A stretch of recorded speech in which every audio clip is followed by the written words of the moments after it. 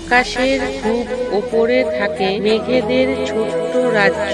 সেই রাজ্যের সবচেয়ে দুষ্টু আর সবচেয়ে মিষ্টি মেঘকন্যা হলো অনুরা। তার কাজ নিচে পৃথিবীতে যারা দুঃখী, যাদের মন ভারী, তাদের জন্য ছোট ছোট বৃষ্টির ফোঁটা পাঠানো।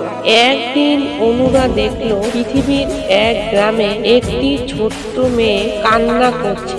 তার গাছটি শুকিয়ে গেছে, ফুল ফুটছে না। অনুরার মন নরম হয়ে গেল।